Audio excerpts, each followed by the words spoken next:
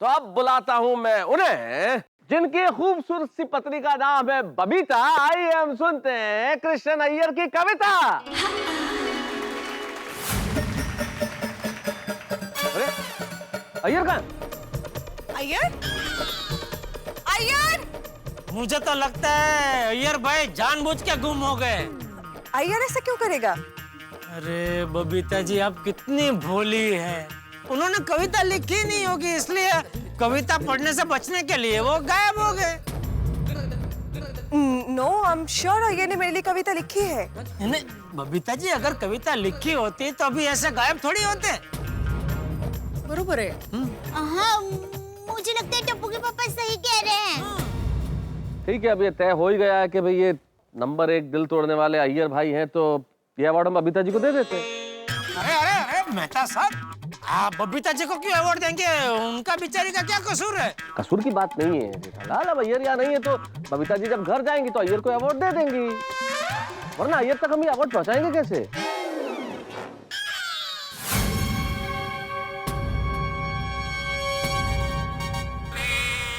अय्यर भाई तक अवार्ड पहुंचाने की जरूरत नहीं है मेहता साहब। अय्यर भाई खुद अभी के अभी स्टेज पर आएंगे और अवार्ड का स्वीकार करेंगे। कैसे? देंगे देंगे अवार्ड अय्यर भाई के हाथ में ही देंगे। 1 मिनट। कहाँ है अय्यर भाई? 1 मिनट।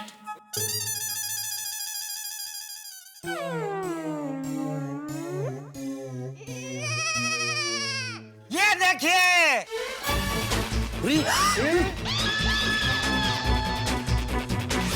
यहाँ है अय्यर भाई। आओ आओ इधर इधर इधर।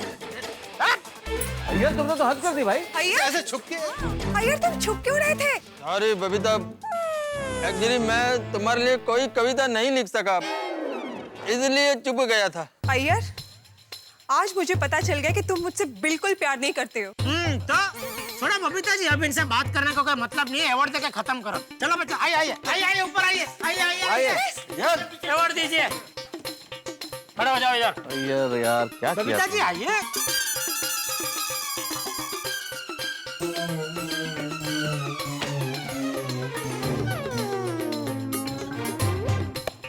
विश्वास नहीं हो रहा अय्यर। खरंच असं थोडे.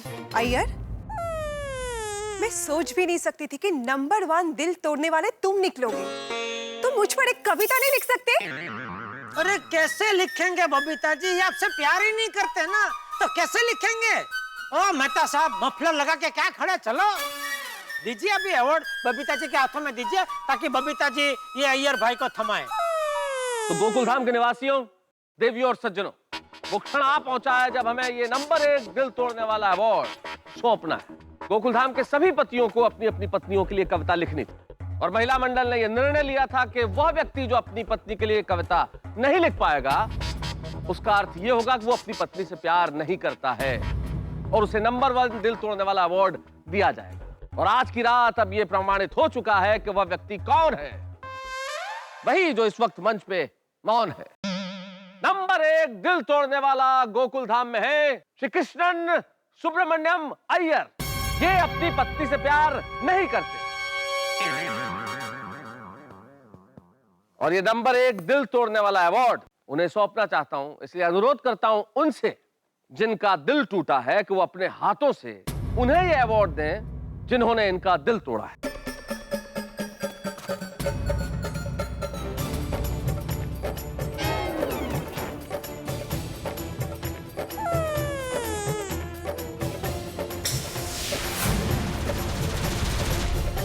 घर में टिपोई पर रखना सामने, अच्छा लगेगा।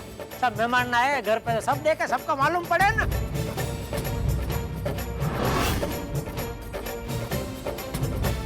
दोस्तों शायद ये पहला ऐसा अवार्ड फंक्शन होगा जिसमें अवार्ड मिलने के बाद भी कोई ताली नहीं बजा। अरे मैं बजा रहा हूँ क्या?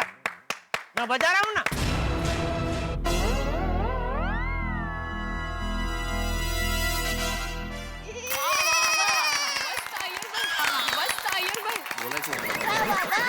अय्यर भाई आए थे।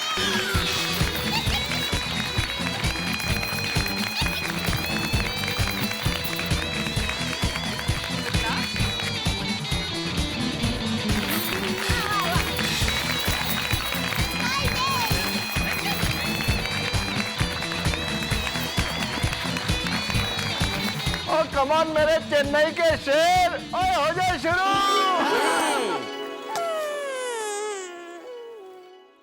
All the best Iyer.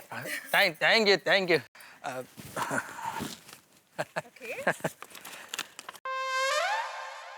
My dear Babita, तुम मेरा सजनी हो तो मैं तुम्हारा साजन, तुम मेरा ऑक्सीजन हो तो मैं तुम्हारा हाइड्रोजन। और जैसे जैसे पानी में से कोई ऑक्सीजन और हाइड्रोजन को अलग नहीं कर सकता, जैसे पानी में से कोई ऑक्सीजन और हाइड्रोजन को अलग नहीं कर सकता, वैसे ही हम दोनों को कोई जुदा नहीं कर सकता। हम दोनों में ना कोई राइट है ना कोई रॉन्ग है, हम दोनों में कोई राइट है ना कोई रॉन्ग है, क्योंकि हमारा केमिकल बॉन्ड सबसे स्ट्रॉन्ग है। तुम्हारे आवाज का फ्रीक्वेंसी मेरे कानों को कैच होती है, तुम्हारे आवाज का फ्रीक्वेंसी मेरे कानों को कैच होती है, क्योंकि वो मेरे दिल के फ्रीक्वेंसी को मैच करती है। आगे चेन्नई के डोसे का कसम, चेन्नई के डोसे का कसम, बबीता मेरी हर बात सच्ची है। चेन्नई के डोसे का कसम खा के कहता हूँ मेरी हर बात सच्ची है। ये साइंटिस्ट सच कहता है कि हम दोनों का केमिस्ट्री सबसे अच्छी है। बबीता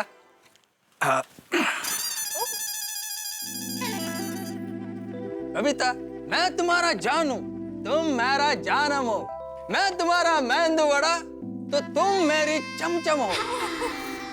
कोमल, कल फिर मेदू वड़ा और चमचम हो जाए। Of course. Thank you. तुम मेरा अल्फा बीटा गामा थीटा हो। बबीता, तुम पर क्या कविता लिखूं, तुम खुद एक कविता हो। वाह, एकदम साइंटिफिक।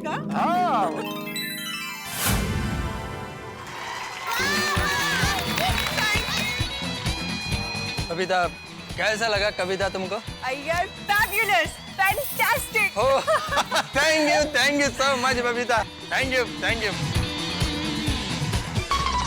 भाई क्या बात है, कृष्णन सुब्रमण्यम अय्यर साहब, कमाल कर दिया आपने। Thank you. जब मैं अय्यर भाई की कविता सुन रहा था तो मुझे ऐसा लग रहा था कि अय्यर साहब ये आपके लिए भी है और आप सबके लिए जो इन्होंने सुनाई, तब मैंने ये सोचा कि भाई अय्यर की कविता आप दोनों के संबंधों का एक खूबसूरत आभास, अय्यर की कविता आप दोनों के संबंधों का एक खूबसूरत आभास थी। कविता में एक अलग कशिश थी, अलग प्यास थी, कविता में एक अलग कशिश थी, अलग प्यास थी। अल्फा था, बीटा था, गामा था, थीटा था, हाइड्रोजन, ऑक्सीजन। अरे कविता थी या विज्ञान की क्लास थी? लेकिन साहित्य में विज्ञान का यह समागम बड़ा कमाल का है। जोरदार तालियां। बहुत बढ़िया अय्यर भाई। और सबसे बड़ी चीज मुझे खुशी है कि अभी तक मेरे किसी दोस्त को ये नंबर 1 दिल तोड़ने वाला अवार्ड नहीं मिला और भगवान करे किसी को मिले भी नहीं। तो भाई विज्ञान की बात तो मैंने कही आपसे कि आपकी कविता में विज्ञान की क्लास लग रही थी, लेकिन अय्यर भाई ऐसा महसूस हो रहा था जब आप कविताएं पढ़ रहे थे कि आप वैज्ञानिक नहीं, आप सचमुच कवि। तो बबीता जी की मोहब्बत में पगी हुई आपकी ये जो कविता थी, तब मुझे सूर्य कुमार पांडे जी की 2 पंक्तियां याद आ गई। इक्का तांगे की तरह एक वाहन होता है, उसे कहते हैं, जिसमें घोड़ा लगता है। तो वो कहते हैं कि तुम्हारे गाल के गड्ढे हैं मेरी शहर की सड़कें, तुम्हारे गाल के गड्ढे हैं मेरी शहर की सड़कें, फंसा जो इश्क का इक्का निकाले नहीं निकला। तो ये जो इश्क का इक्का फंस गया तो फंस गया, लेकिन अब इस स्टेज पे कौन आके फंसने वाला है? नहीं, फंसने वाला नहीं है, वो ऐसी कविता सुनाने वाला है कि हम सब उस कविता की प्रेम में फंस जाएंगे। तो अब आ रहे हैं हमारे बीच में दोस्तों, आज सामने देखिए, वो दिल है, वो लाल है, इस मंच पे जो गुब्बारे हैं वो लाल है। सोडी भाई आपकी पगड़ी लाल है, हाँ अय्यर भाई आपकी जैकेट लाल है, और सब कुछ चारों तरफ लाल ही लाल है, और इधर पोपट लाल है।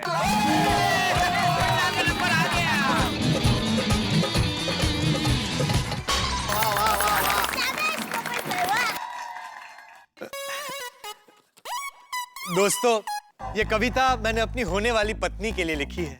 वो फिलहाल तो सिर्फ मेरे सपनों में है, लेकिन मुझे यकीन है कि इस कायनात में वो जहां कहीं भी होगी, आज मेरे दिल की आवाज इस कविता के जरिए उसके दिल तक जरूर पहुंचेगी।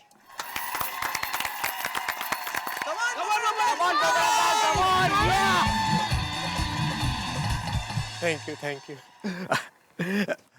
गौर फरमाइएगा, मेरे सपनों की रानी कब आएगी तू? अरे ये कविता थोड़ी है, तो गाना है, ये नहीं चलेगा, ये कविता नहीं है। वो अवार्ड उसको दे दो, पोपटलाल को दे दो, खत्म, चलो। अरे अरे हाँ बाबू, और चीटिंग ना कर। हाँ पोपटलाल, भाई सुन लो जेठालाल, जरा सुन लो। मेरे सपनों की रानी कब आएगी तू, मेरी होने वाली बीवी कब आएगी तू, मेरा घर है जो सूना कब बसाएगी तू, मेरी जिंदगी में 4 चांद कब लगाएगी तू, चलिया तू चलिया चलिया तू चलिया।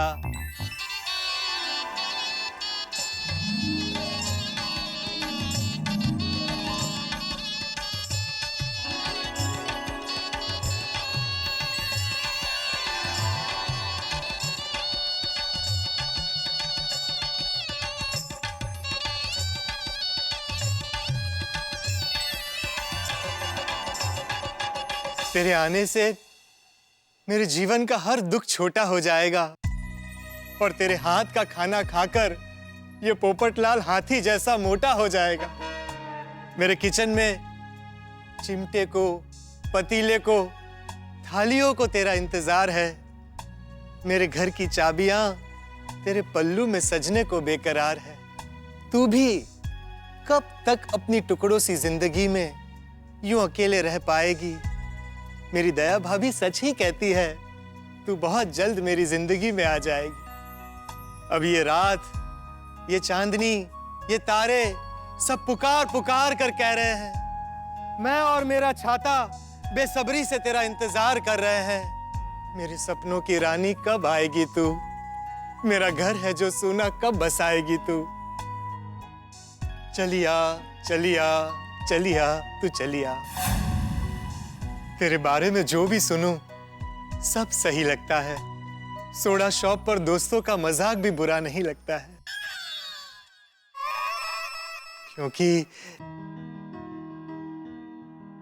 क्योंकि यकीन है मुझे, तुम मेरी दुनिया पर बहार बन के छाओगी और छन छन छन बजाते हुए प्यार के घुंघरू मेरी जिंदगी में आ जाओगी। मेरे सपनों की रानी कब आएगी तू, मेरा घर है जो सूना कब बसाएगी तू, मेरी जिंदगी में 4 चांद कब लगाएगी तू, चलिया चलिया अब तो चलिया।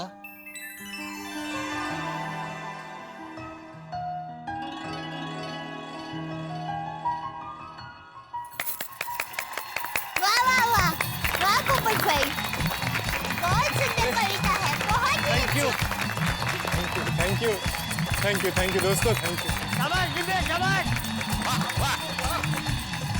पोपट भाई, आपने अपनी होने वाली पत्नी के लिए सच्चे दिल से इतनी सुंदर कविता लिखी है ना कि वो इस दुनिया में जहाँ भी होंगे उनके दिल तक आपकी ये कविता जरूर पहुंचेगी। थैंक यू दया भाभी, थैंक यू। एकदम सही कहा दया भाभी। पोपट भाई, जब एक दिल दूसरे दिल की पुकार सुन लेता है ना, तब दुनिया की कोई ताकत उन्हें मिलने से रोक नहीं सकती।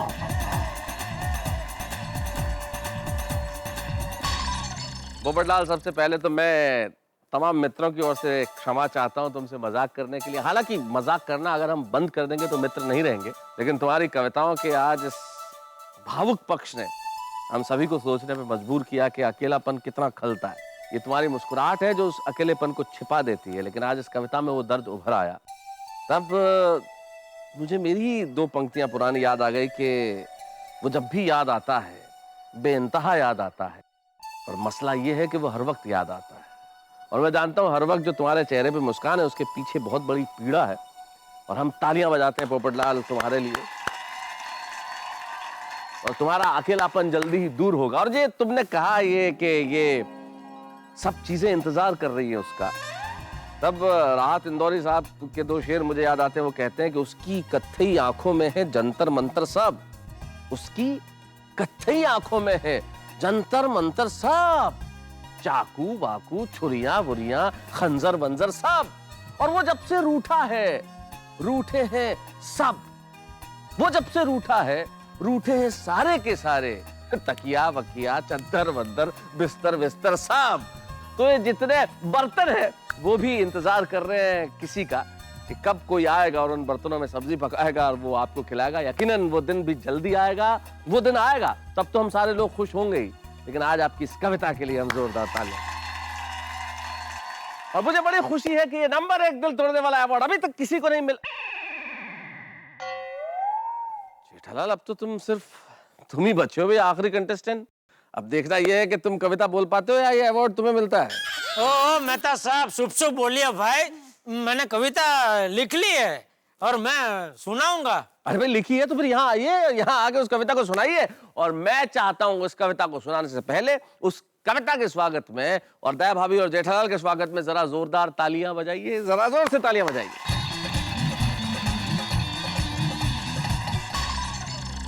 सुनाइए। पापा all the best, come on. एक मिनट जड़िया। क्या हुआ बापूजी? तू चालू कर, मैं आता हूँ। हाँ हाँ, थैंक यू बापूजी। मतलब संभल के जाइए, संभल के जाइए।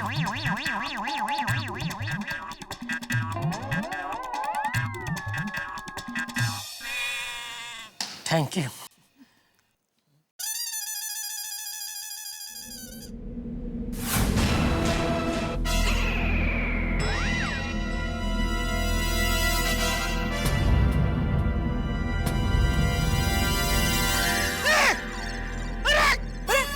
उत्तरी अरे मेरी कविता!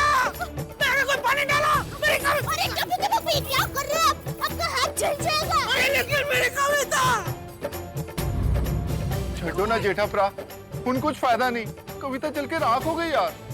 अरे लेकिन अबे मैं कविता कैसे पढ़ूंगा? ये तो बहुत बड़ी समस्या हो गई जेठालाल। क्या जेठालाल, ऐसे कैसे पेपर जुड़ गया? तुमको ठीक से पकड़ना चाहिए था।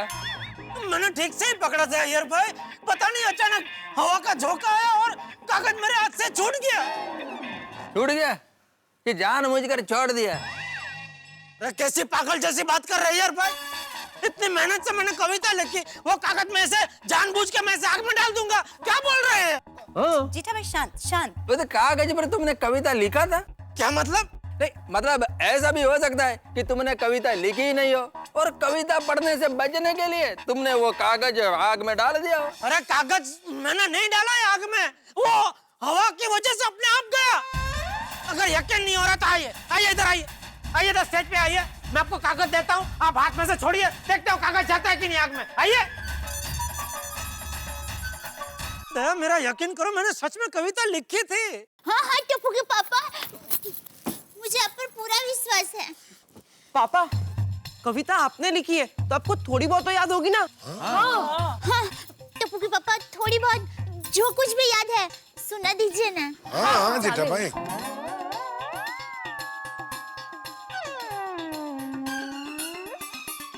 कुछ याद नहीं आ रहा है दया, मुझे इस वक्त कुछ याद नहीं आ रहा है। इसका मतलब जेठालाल तुमने कविता लिखा ही नहीं है, क्योंकि अगर तुमने कविता लिखा होता तो तुमको कुछ तो याद होता ना। मैंने कविता लिखी है। तो फिर बोल। मेरे को लगता है हमको गिनती चालू कर देना चाहिए। अरे एक मिनट, इतनी जल्दी क्या गिनती चालू कर देनी चाहिए? एक मिनट रुको भाई। सॉरी जेठालाल। 1 अरे 2 3 4 5 6 7 8 9 और 10 नंबर 1 दिल तोड़ने वाला अवार्ड मिलता है मेरे परम मित्र जेठालाल को। भाई मेरे दोस्त के साथ भी इतनी अजीबोगरीब घटनाएं होती है कि आप सोच नहीं सकते। अब देखिए ना, कविता का कागज जा गिरा आग में और भस्मीभूत हो गया। एक मिनट, आप कहीं ऐसा तो नहीं सोच रहे कि भाई उस पे कविता लिखी हुई नहीं थी और कविता पढ़ने से बचने के लिए जेठालाल ने ये सब खेल रचा है?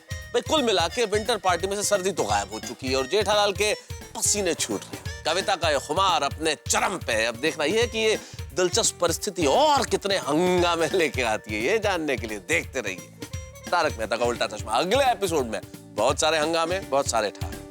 पापा कोशिश कीजिए, आपको पक्का याद आ जाएगा। 2 टप्पू के पापा, आपने मेरे लिए कविता लिखी है तो मुझे देखिए, 3 देखते रहिए। 4 अब आंखें बंद कीजिए। 5 कविता लिखते वक्त आपने मुझे जैसे याद किया था, फिर से अभी वैसे ही याद कीजिए। आपको जल्दी से कविता याद आ जाएगी। याद कीजिए, 7 कीजिए कीजिए, याद कीजिए। 8 9 अगर आपको सबसे पहले तारक मेहता का उल्टा चश्मा का अपडेट चाहिए, लाइक शेयर एंड सब्सक्राइब करना मत भूलना।